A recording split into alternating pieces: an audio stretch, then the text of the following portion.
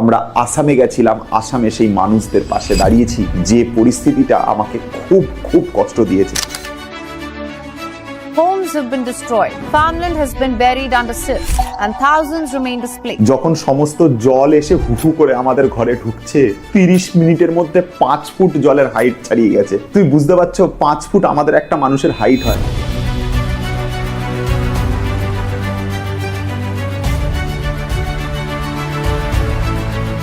যাদের আজকে পড়াশোনা করবার কথা, স্কুলে যাওয়ার কথা, তাদের বইপত্র, খাতা, পেন সবকিছু জলে ভেসে গেছে, ছিঁড়ে গেছে। এত বৃষ্টি, এত ঝড় ওই রাত্রির বেলাতে হয়েছে। আমরা যারা পিছনে গাড়ির ওই ট্রাকের পিছনে বসেছিলাম, আমাদের অবস্থা খারাপ হয়ে গেছে রীতিমতো। বৃষ্টিতে আমরা সবাই ভিজে গেছি। আমরা এমন বাড়িতেও গেছি যে বাড়িতে এই বন্যার কারণে তাদের বাড়ির দুটো সদস্য মারা গেছে। ভিডিওটা একদম শেষ পর্যন্ত মন দিয়ে দেখবে, আমার বলা কথাগুলোকে খুব মন দিয়ে শুনবে, কারণ এই ভিডিওটা তোমাদের জন্য, আমাদের জন্য, সমস্ত মানুষের জন্য এবং এই গোটা বাংলা তথা ভারতবর্ষ সবার জন্য এই ভিডিওটা খুব জরুরি। আজকে দাঁড়িয়ে আমি সোমস ক্লাসরুমের তরফ থেকে একটা বিশাল বড় সিদ্ধান্ত নিয়েছি। তোমরা জানো আমরা ইউটিউবে তোমাদেরকে পড়িয়ে থাকি এবং তোমরা সবাই জানো আমরা ইউটিউব থেকে গুগল অ্যাডসেন্সের জন্য সামান্য কিছু অর্থ ইউটিউব থেকে পড়ানোর বিনিময়ে পেয়ে থাকি। আমাদের আর্নিং সোর্স বলতে মেনলি এটাই। এবারে আমরা আমাদের এই আর্নিং সোর্সের তার দ্বিগুণ পরিমাণ অর্থ আমরা সমস্ত ভালো কাজে উৎসর্গ করব বলে সিদ্ধান্ত নিয়েছি। আমরা যখন আসামে গেছিলাম, আসামের করুণ পরিস্থিতি আমাকে খুব ব্যথিত করেছে, আমাকে খুব কষ্ট দিয়েছে। আমি সেই পরিস্থিতি দেখে আমি ভেঙে পড়েছি, আমি সেই পরিস্থিতি দেখে আমি থাকতে পারিনি। তার জন্য আমি সিদ্ধান্ত নিয়েছি ইউটিউব থেকে আমি যতটুকু অর্থ আমরা উপার্জন করি আমাদের এই সোমস ক্লাসরুমের মেন চ্যানেল থেকে, এই অর্থের ডবল অর্থ, অর্থাৎ আমরা যদি 1 টাকা ইনকাম করি তার দ্বিগুণ 2 টাকা, আমি যদি 10 টাকা ইনকাম করি তার অর্থ তার দ্বিগুণ 20 টাকা। এই টাকাটা পুরোটাই সমস্ত ভালো কাজে ডোনেট করব। আমরা সোমস ক্লাসরুম সেই টাকাটাকে ডোনেট করবে। শুধুমাত্র যে আসামের জন্য, আসামের যে পরিস্থিতি শুধু সেখানে নয়, এরকম পরিস্থিতি যখন যেখানে যেরকম সিচুয়েশনে তৈরি হবে, যখনই কোনো জায়গাতে আমরা কাউকে এরকম কঠিন পরিস্থিতির মধ্যে দিয়ে যেতে দেখব, আমরা সেখানেই এই অর্থটাকে ডোনেট করব। তোমরা দেখেছো এর আগে আমরা বহু মানুষের পাশে দাঁড়ানোর চেষ্টা করেছি। তোমরা দেখেছো মিসবাবুল যে হাইড্রোসেফালিস রোগে আক্রান্ত, আমরা তার বাড়িতে গিয়ে তাকে যতটুকু সম্ভব সাহায্য করেছি আমাদের তরফ থেকে। তোমাদের কাছ থেকে হাত পেতে আমি ভিক্ষা চেয়েছি ওর জন্য, যাতে তোমরা একটু সাহায্য করো, যে বাচ্চাটা আজকে ওইভাবে রোগে আক্রান্ত সে যাতে তার জীবনটাকে ফিরে পায়, তার জন্য। আর তোমরা আমাকে দেখেছো আমরা আমার যে মেয়ে তার জন্মদিনে সমস্ত গরিব বাচ্চারা যারা গ্রামে থাকে তাদের পাশে দাঁড়িয়েছি। ছোটখাটো শিক্ষার জন্য যে খাতা, পেন বা সামগ্রী প্রয়োজন বা সাধারণত খাবার দাবার যতটুকু আমরা সম্ভব আমরা করেছি। তোমরা এর আগে আমাদেরকে দেখেছো আমরা অনেক মানুষের পাশে দাঁড়িয়েছি, অনেক ক্যান্সার আক্রান্ত, রোগাক্রান্ত মানুষের পাশেও দাঁড়িয়েছি। তোমরা দেখেছো আমরা এই কঠিন পরিস্থিতিতে কিছুদিন আগে যখন আমরা পুরুলিয়া গেছিলাম তখনও সেখানকার বাচ্চাদের পাশে দাঁড়িয়েছি। তোমরা দেখেছো আমরা তোমাদের জন্য, তোমাদের ভালোবাসা, তোমাদের সাপোর্টের জন্য যতটুকু আমরা তোমাদের থেকে আজকের পাচ্ছি সেটুকু দিয়ে আমরা আসামে গেছিলাম, আসামে সেই মানুষদের পাশে দাঁড়িয়েছি যে পরিস্থিতিটা আমাকে খুব খুব কষ্ট দিয়েছে। আমি আজকের এই ভিডিওতে তোমাদের এই আসামের পরিস্থিতিটাকে শেয়ার করতে চাই এবং তোমাদেরকে বলতে চাই তোমরা যদি আমাদেরকে সাপোর্ট করো, আমাদের এই মেন চ্যানেল যে সোমস ক্লাসরুম ইউটিউব চ্যানেল, এর যা অর্থ অ্যাডসেন্স থেকে আমরা উপার্জন করব পুরোটাই আমরা শুধুমাত্র যে যারা আসামে যেরকম সিচুয়েশন তৈরি হয়েছে শুধু সেখানে নয়, এরকম সিচুয়েশন যেখানে তৈরি হবে, যে কোনো বাচ্চা, যে কোনো মানুষ, যে রকম মানুষ এরকম অসুবিধায় থাকবে তাদেরকে আমরা আমাদের তরফ থেকে যতটুকু সম্ভব ডোনেট করার চেষ্টা করব, তাদেরকে পাশে দাঁড়ানোর চেষ্টা করব। শুধু ইউটিউবের টোটাল অর্থটা নয়, ইউটিউবের যা অর্থ আমরা উপার্জন করব তার দ্বিগুণ পরিমাণ অর্থ আমরা সবার মধ্যে বিলিয়ে দেওয়ার চেষ্টা করব, যারা সত্যিকারের প্রয়োজন, যাদের সত্যিকারের দরকার আছে, যাদের সত্যিকারের প্রয়োজন আছে। আমরা এই সিদ্ধান্তটা নিয়েছি। তোমরা এই সিদ্ধান্তটা কেমন লাগলো সেটা কমেন্টে অবশ্যই এই ভিডিওর নিচে বলবে। এবং আমি একটুখানি ভিডিওটাকে বড় করব, আমাদের যে পরিস্থিতিটা আমরা আসামে গিয়ে দেখেছি, আমরা যে পরিস্থিতিটা, যে এক্সপিরিয়েন্সটা লাইফে করেছি, সেটা আমি তোমাদের সামনে আজকে তুলে ধরবো। আমি প্রথমে একদম জিরো থেকে শুরু করব। আমরা গুয়াহাটিতে যখন আমি নামি, গুয়াহাটিতে আমরা কয়েকজন বন্ধু বান্ধব, আমাদের সোমস ক্লাসরুমের যে স্যারেরা আছেন, তোমরা দেখে থাকবে এমবি স্যারকে, তোমরা দেখে থাকবে অভি স্যারকে, আমাদের ম্যানেজার আরিয়ান মোল্লাকে দেখে থাকবে, রতন বাবুকে দেখে থাকবে, সবাই মিলে আমরা গুয়াহাটি স্টেশনে যাই এবং গুয়াহাটি থেকে যে সমস্ত আসামে বন্যা কবলিত এলাকা রয়েছে, যেমন শিবসাগর, জোরহাট, এরকম যে এলাকাগুলো রয়েছে যেখানে আজকে বন্যায় ভেসে গেছে, মানুষ আজকে হাহাকার করছে, তাদের বাড়িগুলো জলের তলায় ডুবে গেছে, তাদের বাড়িতে থাকার পরিস্থিতি নেই, তারা সেই বাড়ি থেকে উঠে এসে আজকে তারা রাস্তার মধ্যে তাঁবু খাটিয়ে সমস্ত মানুষগুলো রয়েছে, সেই পরিস্থিতি আমাকে খুব ব্যথিত করেছে। আমরা সেখান থেকে গুয়াহাটি থেকে সমস্ত জিনিসপত্র প্যাকিং করি। আমি চাইলে, আমরা চাইলে হয়তো চাল, ডাল, আলু চাইলে দিতে পারতাম। আমাদেরকে অনেকে কমেন্টও করেছে, দেখলাম যে স্যার আপনারা তো শুধু, কেউ বলেছে স্যার মুড়ি দিয়েছেন শুধু। না, আমরা শুধু মুড়ি দিইনি, আমরা এছাড়াও অনেক রকমের ড্রাই খাবার দিয়েছি। আমি বলবো না এগুলো বলাটাও ঠিক নয়, কিন্তু আমি তোমাদেরকে বলছি, আমরা গুয়াহাটি স্টেশন থেকে যত রকমের ড্রাই খাবার হতে পারে, যত রকমের ড্রাই খাবার হতে পারে, সে মুড়ি হতে পারে, বিস্কুট হতে পারে, চিরা হতে পারে, বা যে কোনো ধরনের খাবার হতে পারে, তার সঙ্গে ওষুধ, জল, যতটুকু যা যা সম্ভব, আমি আর বলছি না এখানে, আমাদের তরফ থেকে যা যা করা যায় আমরা গুয়াহাটি স্টেশন থেকে সেটা আগে আমরা দোকান থেকে কিনে একটা গাড়ি ভাড়া করি, একটা ট্রাক মতন একটা ভাড়া করি। সেই ট্রাকে করে আমরা সবাই মিলে প্রায় 12 থেকে 13 ঘন্টা জার্নি করি। দুপুরবেলা 2টোর সময় বেরিয়েছি, বন্ধুরা বললে বিশ্বাস করবে না, দুপুরবেলা 2টোর সময় বেরিয়েছি, রাত্রির বেলা 2:12 কি 15 হবে এরকম টাইমে আমরা শিবসাগরের যে স্টেশন, শিবসাগরের যে প্ল্যাটফর্ম রয়েছে, সেই প্ল্যাটফর্মে গিয়ে পৌঁছাই। এই গোটা রাস্তাটা আমি তোমাকে যদি বললে বিশ্বাস করবে না, ওই চলার পথে এত বৃষ্টি, এত ঝড় ওই রাতের বেলাতে হয়েছে।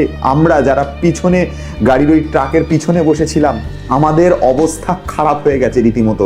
বৃষ্টিতে আমরা সবাই ভিজে গেছি। আমরা আমাদের যে মেটেরিয়ালস যেগুলো আমরা নিয়ে যাচ্ছিলাম, তার মধ্যে অনেক মেটেরিয়ালস জল পড়ে নষ্ট হয়ে গেছে। আমরা প্লাস্টিক দিয়ে পুরোটাকে ঢেকেছিলাম, আমরা ত্রিপল দিয়ে পুরোটাকে ঢেকেছিলাম, তারপরেও আমরা শেষ রক্ষাটুকু করতে পারিনি মানুষদের জন্য। খুব অল্প সামগ্রী আমরা নিয়ে যেতে পেরেছি, তারপরে অনেক সামগ্রী ছিল যেগুলো বৃষ্টির জন্য নষ্ট হয়ে গেছে। আমরা তো পুরো ভিজে গেছি।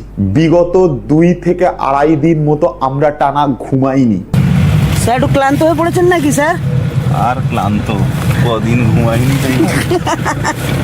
এই যে সারা রাত আমাদের কাজ চলেছে, সব কিছু রেডি করে এবার আমরা বেরিয়ে পড়েছি। যেদিনকে আমরা বেরোই সেদিনকে আগের দিন রাতে ঘুমাইনি। যেদিনকে আমরা ওই সারা রাস্তা ট্রাভেল করতে করতে গেছি, আমরা কেউ ঘুমাতে পারিনি। তোমাদেরকে বললে বিশ্বাস করবে না, রাস্তার অবস্থা এত খারাপ, এখানে ভাঙা, ওখানে ভাঙা, এখানে গর্ত, এখানে খাদ। আমরা ওইটার মধ্যে বসে থাকতে পর্যন্ত পাচ্ছি না গাড়িটার মধ্যে। কোনো জায়গাতে হাঁটুর ওপর জল জমে আছে। আমরা ওই রাস্তার মধ্যে দিয়ে আমরা গেছি। সারাটা রাত আমরা গাড়িতে কাটিয়েছি। রাত 2:30-এর সময় আমরা পেট্রোল পাম্পে নেমে সেখানে আমরা সমস্ত মালপত্র প্যাকেজিং করি। প্যাকেজিং করবার পরে তোমাদেরকে বললে বিশ্বাস করবে না, কিছু মাল তো আমাদের নষ্ট হয়ে গেছে বৃষ্টির জল পড়ে, সেগুলো তো মানুষকে দেওয়া যায় না। যে মালগুলো ঠিক ছিল সেগুলো আমরা গাড়ির মধ্যে ভরি প্যাকেজিং করে। আমরা যতটুকু পারি, এমনকি গ্রামের ইলেকট্রিসিটিও নেই আমরা জানি, তার জন্য আমরা চেষ্টা করেছিলাম মোমবাতি, দেশলাই এগুলো নিয়ে যাবার। সেগুলো অনেক কিছু নষ্ট হয়ে গেছে, অনেক কিছু ঠিক ছিল, ঠিক আছে, সেগুলোকে আমরা নিয়ে ভোরবেলা যখন 4:30 বাজে, সেই সময় আমরা ওই 2.5 ঘন্টা প্যাকেজিং করবার পর আমরা রওনা হই। যে পরিস্থিতির মধ্যে দিয়ে ওখানে গিয়ে পৌঁছেছি, ওখানে গিয়ে যখন আমি পরিস্থিতি দেখি, আমি নিজেকে ধরে রাখতে পারিনি। আমি সত্যি কথা বলছি। ওখানে ছোট ছোট বাচ্চা যারা ক্লাস 1, 2, 3-তে পড়ার কথা, সেই সমস্ত বাচ্চারা আজকে রাস্তায় দাঁড়িয়ে দুটো খাওয়ার জন্য হাহাকার করছে। সেই সমস্ত বাচ্চারা যাদের আজকে পড়াশোনা করবার কথা, স্কুলে যাওয়ার কথা, তাদের বইপত্র, খাতা, পেন সবকিছু জলে ভেসে গেছে, ছিঁড়ে গেছে। যে সমস্ত বাচ্চারা আজকে বাড়িতে, যাদের খেলাধুলা করার কথা, যাদের আজকে মাঠে গিয়ে আনন্দ উল্লাস করার কথা, সেই সমস্ত বাচ্চারা আজকে খাওয়ার পর্যন্ত পাচ্ছে না, গলা পর্যন্ত জল। কোনো জায়গাতে মানুষের বাড়ি নিচে চলে গেছে, জল তার উপরে।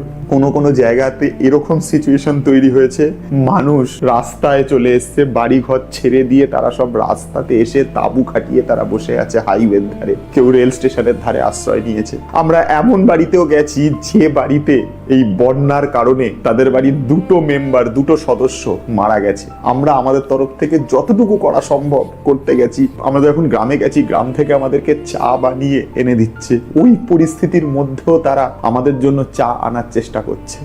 আমি সেই এরকম সিচুয়েশন আমি কখনো দেখিনি। যাদের বাড়িতে মারা গেছে তাদের বাড়িতে যখন গেলাম, তারা পর্যন্ত ওই সিচুয়েশনেও মানুষ এতটা মানুষের পাশে দাঁড়াতে পারে আমি কখনো ভাবিনি। তারা আমাকে নিজের ছেলের মতন করে যত্ন করছে সেই সিচুয়েশনেও। আমার কিছু করার নেই ওখানে, আমি একেবারে অসহায় বোধ করছিলাম নিজেকে। শুধু তোমাদের সাহায্যের জন্য আজকে যতটুকু করতে পেরেছি, এটা তোমরা না থাকলে পসিবল ছিল না। তোমাদেরকে আমি স্ক্যানার দিয়েছিলাম, সেই স্ক্যানারে প্রচুর স্টুডেন্ট আমাকে টাকা পাঠিয়েছে, প্রচুর স্টুডেন্ট আমাকে হেল্প করেছে। সেই হেল্পের জন্য আমি কিছু হেল্প ওখানে করে আসতে পেরেছি। আমি সত্যি বলতে গেলে তোমাদের কাছে আমি ঋণী, আমি তোমাদের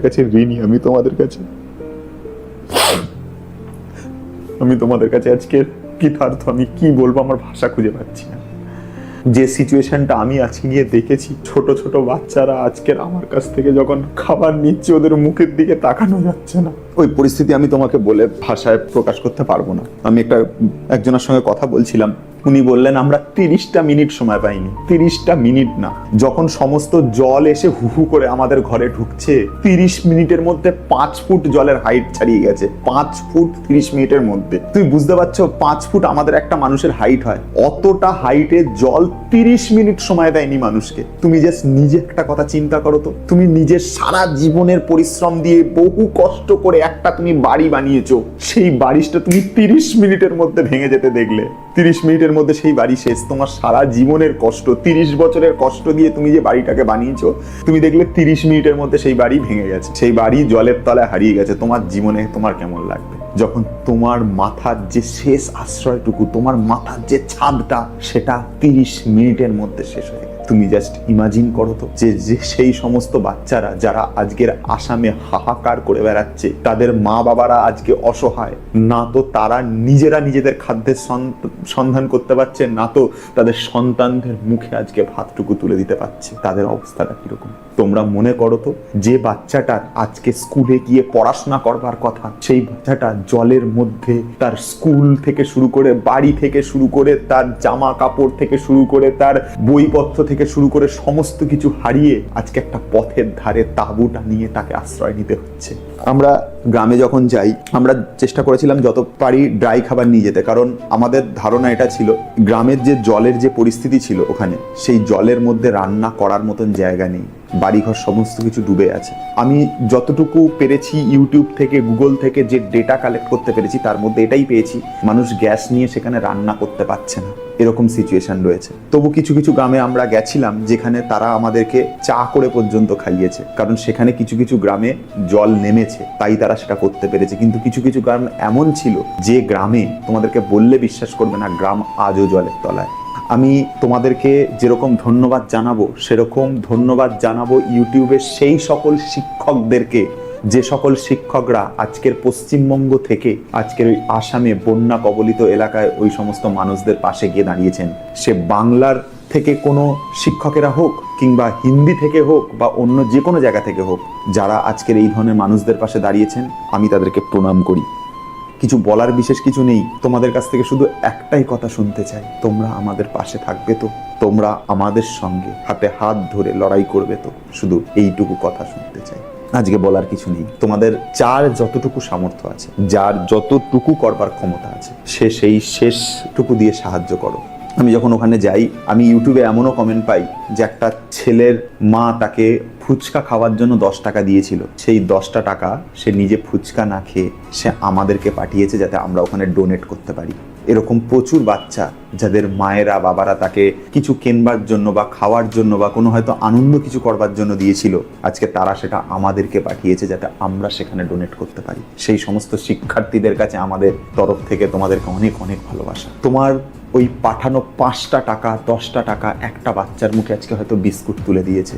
যে বাচ্চাটা আজকে হাহাকারে মরছে, খেতে পাচ্ছে না, বিগত কয়েকদিন ধরে যে ক্ষুধার্ত অনাহারে রয়েছে, সেই বাচ্চাটার মুখে আজকে একটা বিস্কুটের প্যাকেট তুলে দিয়েছে তোমাদের ওই 5 টাকা 10 টাকা। সেই বাচ্চাটার মুখে হয়তো 1 বোতল জল তুলে দিতে পেরেছে ওই তোমার 5 টাকা 10 টাকা। কারণ বিন্দু বিন্দু করেই তো সিন্ধু হয়, এটা তোমরাও জানো। শুধু এটুকু বলবো, তোমাদের পাশে, তোমরা যেরকম আমাদের পাশে দাঁড়িয়ে আছো এখনো, আগামী দিনেও যাতে আমরা অন্য সমস্ত মানুষের পাশে দাঁড়াতে পারি, তার জন্য প্লিজ প্লিজ প্লিজ আমাদের হাতটা ছেড়ো না, আমাদের হাতটা ধরে থেকো। কমেন্টে জানিও যে তোমরা আমাদের পাশে থাকবে কিনা। তোমরা ওই আসামে বন্যা কবলিত এলাকায় যে মানুষগুলো রয়েছে তাদের পাশে থাকবে কিনা, শুধু এটুকু কমেন্ট করো। অনেক অনেক ভালোবাসা। আজকের ভিডিওতে আমি বিশেষ কিছু বলবো না। সবাইকে টাটা।